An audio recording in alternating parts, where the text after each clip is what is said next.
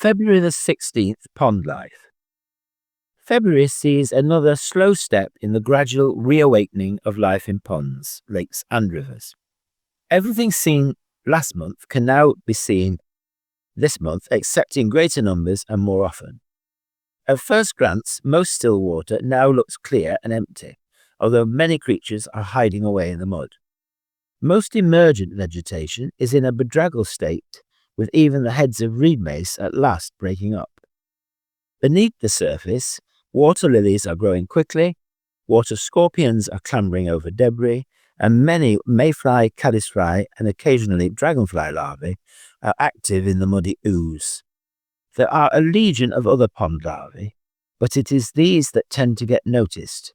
Mayflies because of their three tails, caddisflies because of their cases, and dragonflies because of their size and frightening-looking facial mask. Other large aquatic larvae starting to be seen include those of damselflies, alderflies, and diving beetles. Damselfly larvae can be identified by the three leaf-like gills at the end of their abdomens. Alderfly larvae by their 7 pairs of undulating gills on either side of their body, and diving beetle larvae, for example the discus, by their sickle shape, aggressive posture, and dangerous-looking curved jaws, which are quite capable of inflicting a painful bite. Some of these larvae live 1, 2, perhaps even 3 years underwater, before spending in many cases just a few days above it as an adult. In rivers and streams, under and around stones, stonefly and blackfly larvae may well be found. Stoneflies can be recognized by their 2 projecting tails, and blackfly larvae by their bulbous bases or tent-like pupae. Other larvae encountered in running water are often spindle-shaped, for example horsefly and some cranefly larvae, which show a preference for muddy areas. A little rarer and more unusual is the larva of the snipefly, which has a sharply pointed head. In stagnant and some polluted ponds, the air-breathing rat-tailed maggot of the dronefly, with its long flexible breathing tube, is often seen. Before polluted ponds, it was quite happy to live in holes in trees where water had collected. There are many other different aquatic larvae, none quite so common as the jerking larvae of non-biting midges, which zigzag away when you disturb them from the surface of some standing water. Their pupae are also seen just under the water surface. They appear to have large heads and are comma-shaped. The larvae of biting midges tend to be longer, occasionally even carrot-shaped, and move a little more like eels. The meniscus midge larvae is more unusual, being V-shaped. Beetle larvae are also ubiquitous and also spindle-shaped, but often with distinct heads, well-developed legs, and long tails. Those of whirligig beetles are often pale with narrow heads and rows of feathery gills. They swim a little more like leeches. In the water column, Daphne and Cyclops, which can be seen bouncing up and down, are slowly increasing, as well as countless algae, protozoa, and rotifers. Occasionally an adult whirligig or a water boatman swims across open water. Under stones, planarian flatworms are gliding, and oligochaete worms wriggling. On the surface, pond skaters and spring sails may also be noticed. In ditches, large numbers of male waterlouse, as Salus, are hanging on to females, and along the edges of rivers, their close relative, the water shrimp, Gammarus, are scurrying about in equally large numbers. Larger water snails may be seen near the surface in February, and possibly pea and orb shells on the surface of the mud. Where there are mollusks, there are sure to be leeches feeding upon them.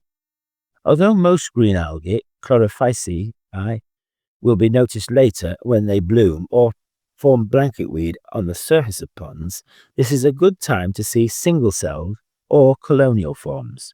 A microscope is needed to see motile species, such as Chlamydomonas and Phacus, which seem to move very rapidly using their whip-like flagellae. Euglena is one species that is capable of turning from an animal into a plant and then back again. It is sometimes given away by its strange red eye spot. Many non-mobile green algae have very beautiful shapes. For example, Cenodesmus has curved spines, Pediastrum is star-shaped, and Anchistrodermus can either be needle or crescent-shaped. This month, the latter species can reach astronomical numbers in the open water of our larger reservoirs. Any filamentous algae noticed are likely to be either Microspora, Odogonium, or Zygnina. The most striking of the algae are the desmids and diatoms due to their extraordinary designs and patterns on their silica shells. As yet, they are still in small numbers. Desmids are made up of two semicells joined together only at one point where their nucleus resides. The attractive crescent-shaped clostridium tends to get noticed most, whereas the lozenge-shaped mesotinium, which grows on wet rock and damp earth, is seen by very few. Diatoms are the undisputed beauties of the algal world due to their amazing designs and fine intricate markings. Their two silica shells fit together rather like a date box. They will be seen in much greater numbers later, but the bright green star-shaped Stephanodiscus is usually common enough this month. At this time of year, you can occasionally see a scum on the surface of weedy ponds, such as Eagle Pond on Clapham Common. This is likely to be made up of a vast number of rotifers, such as Kerotella quadrata trapped in the surface meniscus. Rotifers, or wheel animalcules as they were once called, are among the most attractive and surprising of all pond creatures. Their attraction is due to their possession of tiny structures which look like minute spinning wheels. These are beating rows of cilia which not only draw food to their mouths, but also allow some species to move through the water column, twisting, turning, and even somersaulting as they do so. It is their general structure that is so surprising. Although few are more than a millimeter in length, with the aid of a microscope, you can often see all the internal organs, as most are completely transparent. What you will see is jaws moving, muscles and intestines contracting, eye spots twitching, and even bladders evacuating. Not all rotifers are mobile. Some creep over the mud and others live in moss and lichens.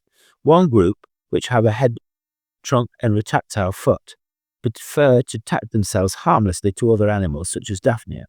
Around 80 species are known to inhabit the ponds on Buckham Common, including Brachionis, which is one of the best for easy viewing of the moving internal organs, Conocylus, which is a free-swimming colony that can even be seen with the naked eye, and Stephanoceros, which is regarded by many as the most beautiful of all.